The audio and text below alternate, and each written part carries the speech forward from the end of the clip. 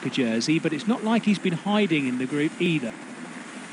No, it's patience, patience, patience. Riders now, as EF are doing on the right-hand side, ride out in the wind, not take any shelter from the bird in front of him, but protect their leader. It looks to me this finish has got to suit him more than anyone in that team. So just protecting him out in the wind, make sure he's out of trouble. He's not fighting with any other riders either.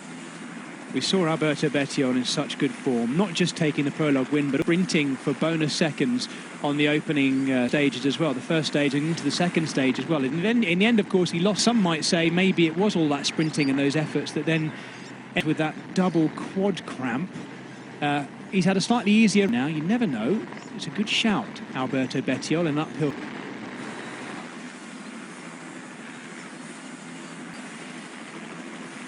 So these are the final closings. This the fourth stage of the Santos Tour. Just over K to go, and a very select group, let's call it that, are now headed towards the base. But it's going to be lower Willunga Hill, the gradual drag in the township, and an opportunity for the fast men that haven't been dispatched into that second group by the chopping, powerful winds we've had as they've turned band.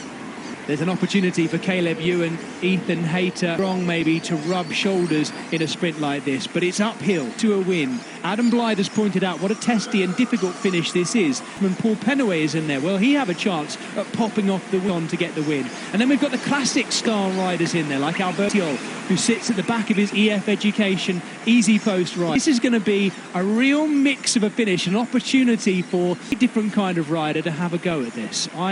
Right now, I've been forced to, can't really see the way this is going to go. It's going to be 3 kilometres. Yep, it's going to be a good one. There's 4 Jayco Ayula riders on the left-hand side. Michael Matthews took right.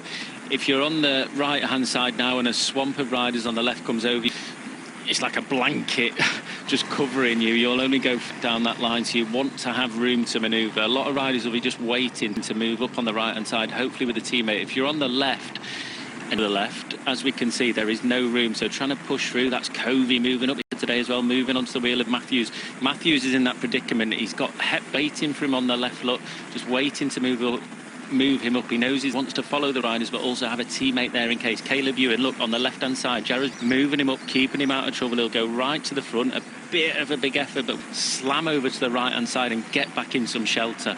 In the front, the Australian national team, by the looks of it, at the pointy end anyway, there's right there, Jared Drisner's doing what he is here for, to protect, look after Caleb Ewan.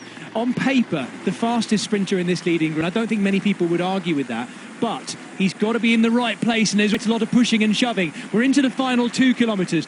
Ewan is sitting in the white jerseys with the Australian stripe across them of the national team. They're just of Jay Vine, our race leader, who's also right up there. The EF Education ride, they were in a nice long line. Bettiol right in the middle by the looks of it, and a Caleb Ewan. This is really the rise to the finish already. It keeps dragging the finish line in Willunga Township. Yeah, on the left-hand side now, you've got Geraint Thomas moving up with Ben Swift, Kim High's wheel, Magnus Sheffield in his wheel, sorry. Just trying to move them up. Caleb Ewan has drifted down the line that little bit more. We know how good he is from coming from the back. Just on his left is Michael Matthews. Caleb choosing follow Geraint Thomas, but you can just see the amount of braking that you have to do at stop-start. Caleb now following Ben Swift up towards the front.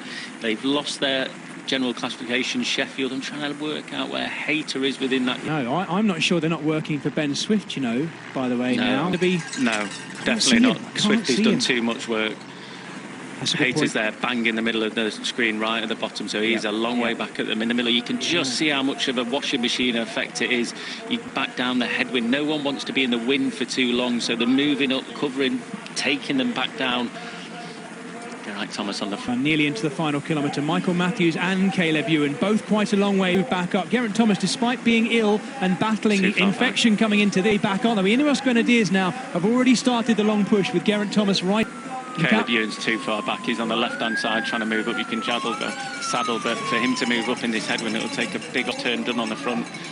And now Cofidis are trying to lead. Cockard is, where is he? 4th or 5th wheel back, actually, Cockard. This is going to be a useful lead out for him. Cockard is about 5th wheel. Corbin Strong, he's moved up too soon. He has. Corbin Strong is 2nd wheel. He looks a little bit too close to the front. Corbin Strong has sat up and he'll look to try and find a gap to sit back in. I don't think he's got much. He's being swamped, and Cockard for me right now is in perfect position. He is tucked in. He's got Michael Matthews on his wheel there. Bettiol just behind Matthews as well, but Cockard's gone early. He's there. gone, he's gone really early. Bettiol's trying to close it down. We've got a foot pulled out by Emils. Brian Cockard is running away with this. Cockard's got a gap, and he looks like it. Brian Cockard has come up with the goods. I doubted him. I said if he did exactly what he did, he is delighted with that. Him at World Tour level. What a ride by the man that we knew. But as I say, he's got to be in the position to do it. He's congratulated by someone, I suspect, who has looked up to Brian Cockard over the French fast men. And he's got the win today. What a result. See, when it goes right for him, boy, does it go right, Adam. Was some turn of speed. He didn't wait. He didn't look around. He wasn't bothered about it to do. He positioned himself beautifully. And when he went, no one behind. Matthews was going slowly backwards. Ethan Hayter eventually swore. As we said, it's not really a sprint for the pure